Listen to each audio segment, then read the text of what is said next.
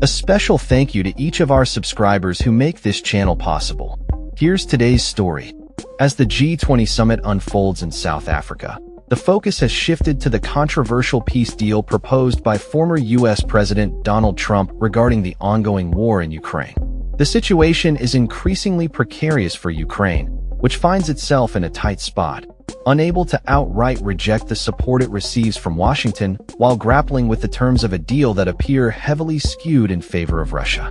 The proposed 28-point plan, which was drafted without the participation of Ukrainian or European leaders, has raised alarms about the potential implications for Ukraine's sovereignty and territorial integrity.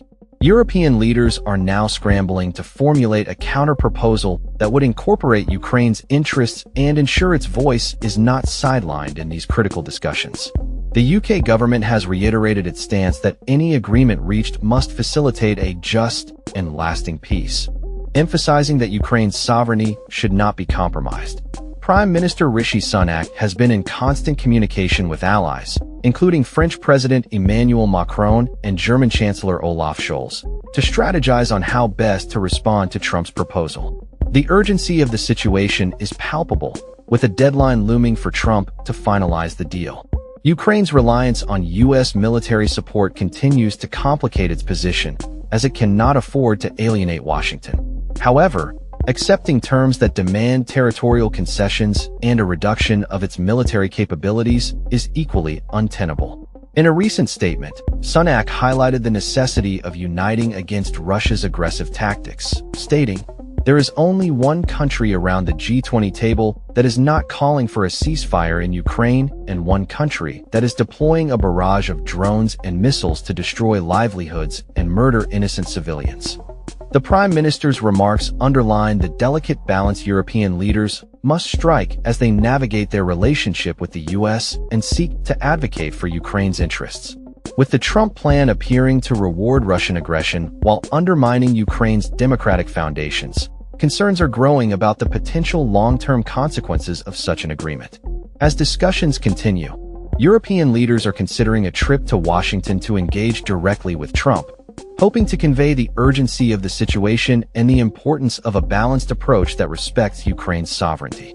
The stakes are high, and the risk of further destabilizing the region looms large if a satisfactory resolution cannot be reached. The implications of Trump's peace plan cannot be understated.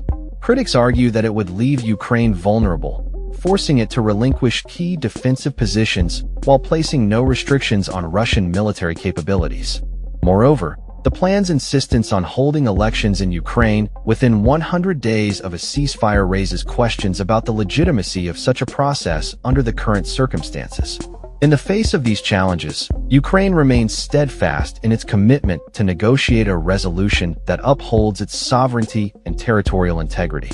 As the G20 summit progresses, the world watches closely, hoping for a diplomatic breakthrough that can bring an end to the violence and pave the way for a sustainable peace in the region. The coming days will be critical in determining the future of Ukraine and the broader geopolitical landscape in Eastern Europe.